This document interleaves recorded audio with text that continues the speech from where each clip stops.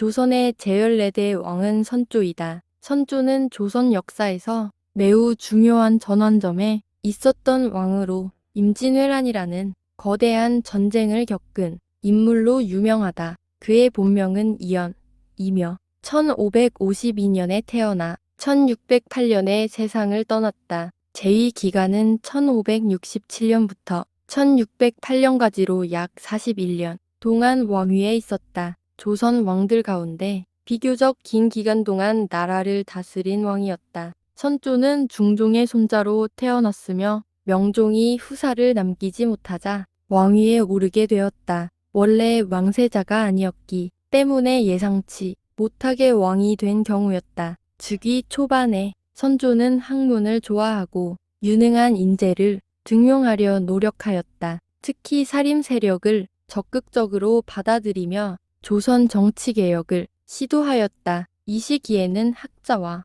유학자들이 정치 중심으로 성장하였고 성리학 문화가 더욱 발전하였다. 하지만 시간이 지나면서 조정 내부에 붕당 정치가 심각해졌다. 동인과 서인으로 나뉘어 서로 권력을 다투기 시작했고 이후 남인 북인 등으로까지 갈라지면서 극심한 정치 싸움이 이어졌다. 이러한 붕당 갈등은 나라의 힘을 약화시키는 큰 원인이 되었다. 선조는 이를 제대로 통합하지 못했고 오히려 세력 균형을 이용하는 정치 방식을 택하면서 갈등이 더욱 심해졌다는 평가도 있다. 선조시대 최대 사건은 바로 1592년에 일어난 임진왜란이었다. 일본의 도요토미 히데요시가 대규모 군대를 보내 조선을 침략하면서 전쟁이 시작되었다. 당시 조선은 오랜 평화로 인해 군사 대비가 매우 부족했다.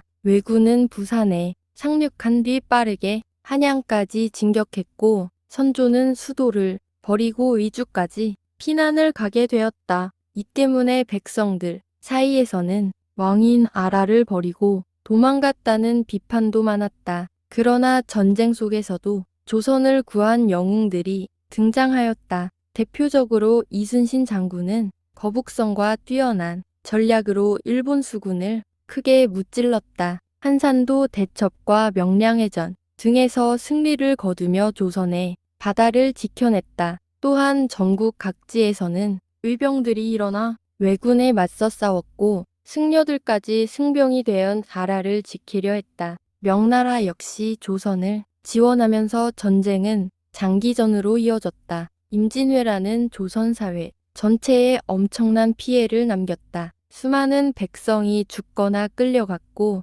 농토와 도시가 불타 경제가 크게 무너졌다. 문화재와 서적들도 많이 사라졌다. 특히 경복궁, 창덕궁 같은 궁궐들이 불타 조선 왕실 권위도 크게 흔들렸다. 전쟁 이후에도 선조는 정치적으로 안정되지 못했다. 가장 큰 문제는 후계자 문제였다. 선조는 광해군을 세자로 삼았지만 뒤늦게 얻은 어린 영창대군을 더 아끼면서 왕위 계승 갈등이 발생하였다. 이 과정에서 북인과 서인 세력이 다시 강하게 대립하였다. 결국 선조가 죽은 뒤에도 이러한 갈등은 계속 이어져 훗날 광해군 시대와 인조반정으로 연결되는 원인이 되었다. 선조는 학문, 장려와 인재 등용 면에서는 일정한 업적이 있었지만 임진왜란 당시의 대응과 붕당 정치 심화 문제로 인해 비판도 많이 받는 왕이다. 특히 전쟁 준비 부족과 피난 과정은